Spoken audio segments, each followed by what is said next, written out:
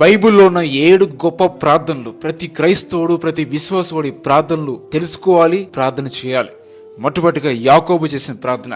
యాకోబు సహాయం కొరకు ప్రార్థన చేశాడు. ఆదికాండం 32వ అధ్యాయం 9 నుంచి 12 వచనం చూసినట్లయితే, నా సహోదరుడైన ఏశావు చేతిలో నుండి దయచేసి నన్ను తప్పించుమో, అతడు వచ్చి పిల్లలతో తల్లిని నన్ను చంపిదేమో అని తనకి భయపడుచున్నాను అని ప్రార్థన చేశాడు. మా అన్న చేతుల నుంచి తప్పించు ప్రభువా, సహాయం కొరకు ప్రార్థన చేశాడు. ఈరోజు అపాయాలు ఉన్నావా, కష్టాలు ఉన్నావా, దేవుడికి ప్రార్థన చేయి. ఏ సహాయం కొరకు మనుషుల దగ్గర వెళ్ళొద్దు, మనుషుల వైపు చూడొద్దు, దేవుడికి ప్రార్థన చేయి. ఏసైకి ప్రార్థన చేయండి. నాకు మొరపెట్టుడి, నేను మీకు ఉత్తరం ఇచ్చేదని అంటున్నాడు దేవుడు. మనం దేవుడికి ప్రార్థన చేస్తే దేవుడు మన ప్రార్థన ఆలకిస్తాడు.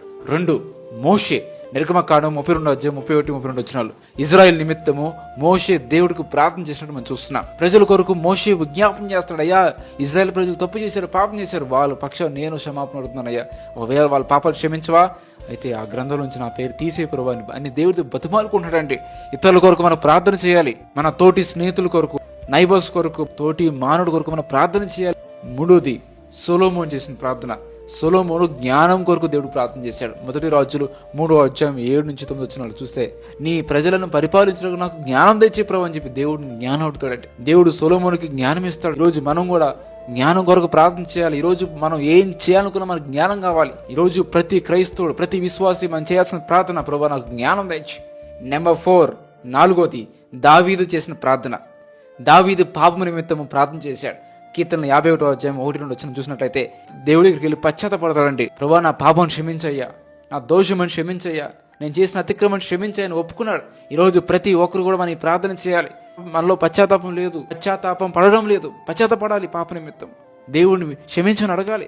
అలానే నెంబర్ 5, 5ది, సిలువలో దొంగ చేసిన ప్రార్థన. ఇదిగో, ఇతనైతే ఏ తప్పిదమో చేయలేదు, కానీ మనమైతే పాపం చేసేది మనకు తగినదే అని చెప్పి ప్రభుతో అంటాడు. ప్రభా, నన్ను నీ రాజ్యంలో జ్ఞాపకం చేసుకో ప్రభా అని ప్రార్థన చేస్తాడు. అయితే ప్రభు చెప్తాడు, అయితే నేడు నీవు నాతో కూడా పరదేశే ఉంటా అని చెప్పి ప్రభు చెప్తాడు. మనం అడగాలి, ప్రభా నీ రాజ్యంలో జ్ఞాపకం చేసుకో ప్రభా, అయ్యా నీ జీవ గ్రంథంలో నా పేరు రాసుకో ప్రభా. ప్రార్థన చేయాలండి. 6, 6ది, జైలు అధికారి చేసిన ప్రార్థన. జైలు అధికారి రక్షణ కొరకు ప్రార్థన చేశాడు. అయ్యా, నేను రక్షణ పొందాలంటే ఏం చేయాలి, మారు మనసు పొందాలంటే ఏం చేయాలని అడుగుతాడు. ఈరోజు ఎంతమంది ప్రార్థన చేస్తున్నామంటే. అలానే 7ది, చివరిగా పౌలు చేసిన ప్రార్థన. పౌలు విడుదల కొరకు ప్రార్థన చేశాడు. ప్రభా, ఈ మూలినాలు తీసే ప్రభా, నా కృప నీకు చాలు. ఎప్పుడైతే నువ్వు బలహీనుడు, అప్పుడు నువ్వు శక్తిమంతుడు, నా కృప నీతో ఉంటుంది, నా కృప నీకు చాలు, నేను నీకు సహాయం చేస్తా అని ప్రభు చెప్పాడు. లోకానికి, పాపానికి ఏమన్నా మనం బానిసైపోయి ఉంటే మనం విడుదల కొరకు ప్రార్థన చేయాలి. ప్రభా, నాకు విడుదల తెచ్చి ప్రభా, లోకం నుంచి విడుదల తెచ్చి ప్రభా, పాపం నుంచి విడుదల తెచ్చి ప్రభా మనం ప్రార్థన చేయాలి.